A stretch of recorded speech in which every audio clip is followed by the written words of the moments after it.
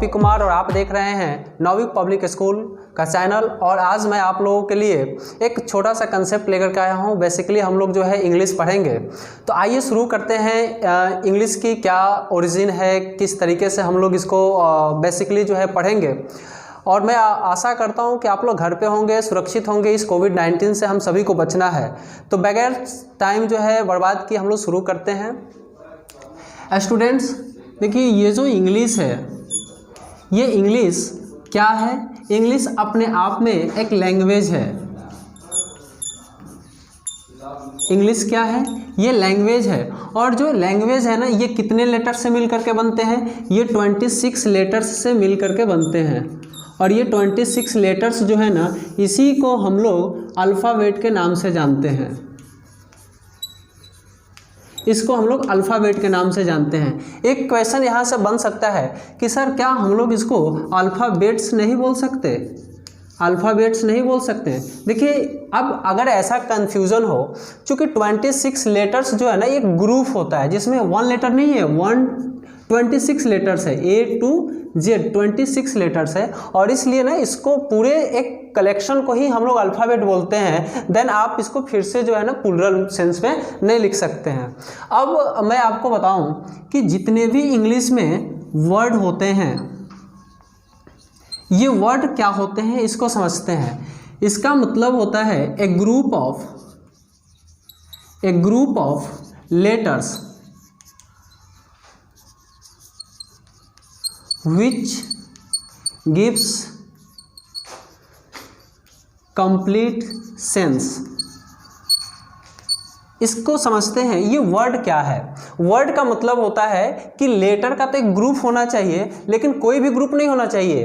विच gives complete sense, जो एक खास हमें मीनिंग देता है। जैसे अगर मैं इसकी एग्जांपल की बात करूं, अगर मैं लिखूं BOOK और मैं एक दूसरा एग्जांपल लिखूं OKBO, देखिए लेटर्स की ग्रुप तो यहाँ भी BOOK है और इसमें भी क्या है, OOB और K, दोनों लेटर्स के ग्रुप को आप समझ सकते हैं। ये जो लेटर्स का ग्रुप है, ये एक खास मीनिंग देता है जिसका मतलब होता है किताब। लेकिन इस लेटर्स के ग्रुप का कोई मीनिंग नहीं है, इसलिए यह आपका वर्ड नहीं हो सकता है। इस तरीके से वर्ड से हम लोग नेक्स्ट एक टॉपिक लेते हैं, सेंटेंस। सेंटेंस क्या होते हैं? सेंटेंस का मतलब होता है, मतलब जैसे वर्ड का डिफिनेशन है ना, आप सेंटेंस का डिफिनेशन वैसे दे सकते हो। बस यहाँ ग्रुप ऑफ लेटर्स है, लेकिन आप यहाँ कर सकते हैं a group of words which gives complete sense, है ना, इसके जैसा। सिर्फ आप लेटर्स के जगह वर्ड्स कर दिए। मतलब क्या है ना कि छोटे छोटे जो लेटर्स है ABC, है ना, इन सभी को मिला करके एक सेंसिबल जो है ना, लॉजिकली एक हम लोगों ने ग्रुप बनाया जिसको वर्ड कहे। लेकिन अब छोटा छोटा वर्ड न बन करके एक सेंटेंस बनेगा, लेकिन उसकी कुछ खास मीनिंग होनी चाहिए।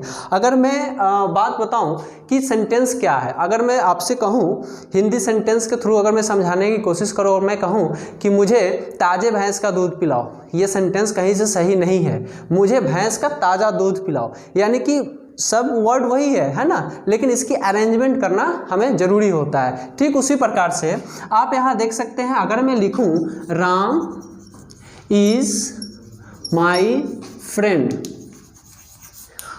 राम क्या है? आपका वर्ड है। अब वर्ड कैसे है? आपने यहाँ देखा कि ग्रुप ऑफ लेटर्स होना चाहिए। देखिए RAM लेटर्स का ग्रुप है, फिर यहाँ लेटर्स का ग्रुप है, फिर लेटर्स का ग्रुप है और फिर लेटर्स का ग्रुप है। डेट मीन्स कि ये टोटल जो है ना लेटर्स का ग्रुप है। और ये ग्रुप होने के साथ साथ ना एक कंप्लीट मीनिंग भी दे रहा है। जैसे कि राम मेरा दोस्त है ना। जब ये कंप्लीट मीनिंग नहीं देता तो सेंटेंस नहीं होता, इसलिए ये सेंटेंस है। अगर इसी सेंटेंस को अगर मैं लिखूँ, कुछ भी लिख सकते हो इधर उधर, माई फ्रेंड इज राम, ये आपका ना अंग्रेजी में, ये इंग्लिश में सेंटेंस नहीं हो सकता।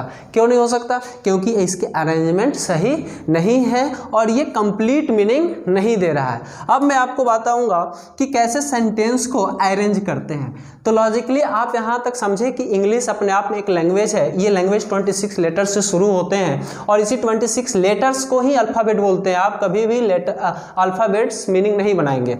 दूसरी क्या है कि इंग्लिश में कुछ वर्ड्स होते हैं, हम हमने वर्ड्स की आपको डिफिनेशन दिया, वर्ड किस तरीके से हो सकते हैं, हमने ये आपका एग्जांपल दिया। उसके बाद हमने सेंटेंस बताया। अब मैं आपको सेंटेंस का एग्रीमेंट बता रहा हूँ कि कैसे उसको अरेंज करेंगे कैसे कि एक सेंटेंस जो है ना लॉजिकली करेक्ट हो। तो आइए हम लोग अरेंजमेंट देखते हैं। अब आइए, हम लोगों ने सेंटेंस को देखा था। अब सेंटेंस के क्या है ना कि अंग्रेजी में, पूरे इंग्लिश में सेंटेंस के वर्ड को अगर करेक्ट सेंटेंस चाहते हैं तो उसको कहीं भी नहीं लिख सकते, उसकी कुछ खास फॉर्मेट बने होते हैं जिसको अरेंजमेंट कहते हैं। अगर मैं आपसे कहूं कि आप जहां सोते हैं वहां बेड के पास आपका बेसिन हो तो शायद कहना गलत हो जाएगा या अरेंजमेंट सही नहीं हो पाएगा। ठीक उसी प्रकार से इंग्लिश में अरेंजमेंट होता है। और ये अरेंजमेंट क्या चीज़ का होता है इसको समझते हैं।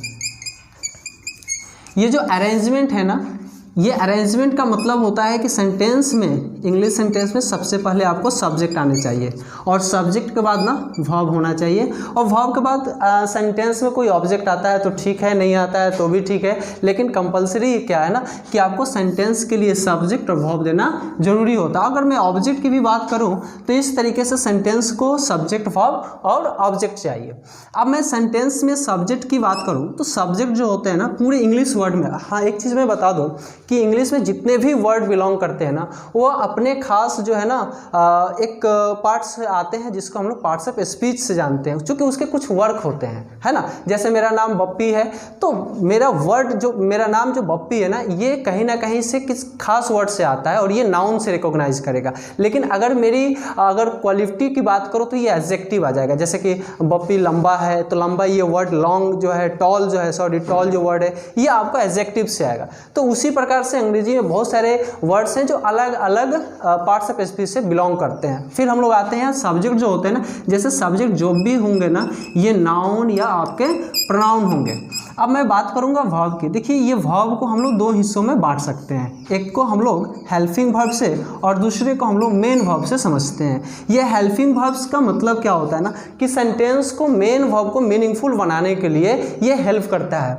जैसे अगर हेल्पिंग वर्ब में मैं लिखूं एम, इज, आर, वॉज, वर, है ना, ये जितने भी इसमें मॉडल एग्जीक्यूटिव वर्ब को भी हम लोग ले सकते हैं। तो इस तरीके से जितने भी ये वर्ड आते हैं ना ये आपके हेल्पिंग वर्ब होते हैं।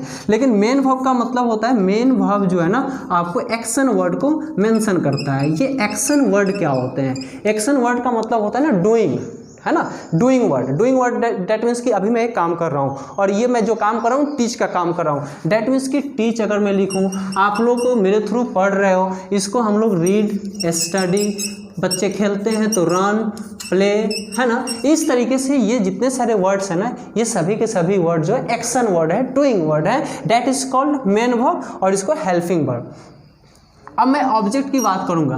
देखिए ऑब्जेक्ट में बहुत सारे कन्फ्यूज़न होते हैं, सेंटेंस कॉम्प्लीमेंट भी होते हैं, ऑब्जेक्ट भी होते हैं और ऑब्जेक्ट जो होते हैं ना ये भी आपके नाउन आ सकते हैं। इसमें भी प्रोनाउन का कुछ कैटेगरी है, उस भी इसमें आ सकता है।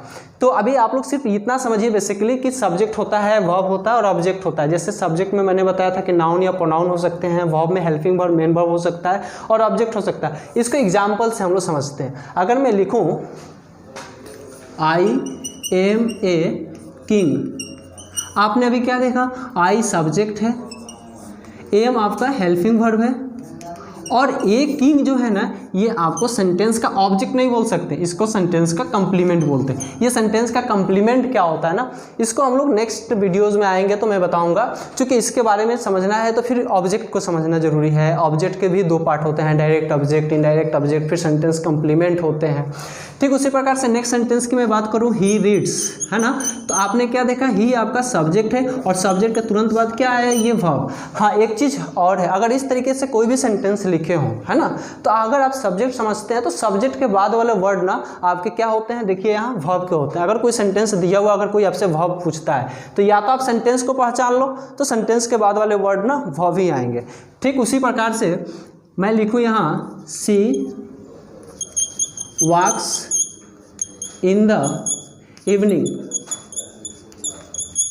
ये जो वर्ड है ना सी वॉक्स इन द इवनिंग, अगर इसमें कोई सब्जेक्ट पूछता है तो सी सब्जेक्ट होगा, वॉक्स जो है आपका वर्ब होगा, लेकिन इन द इवनिंग पे आपका सस्पेंस रहेगा कि ये ऑब्जेक्ट है, सेंटेंस कम्प्लीमेंट है, क्या है, नहीं है।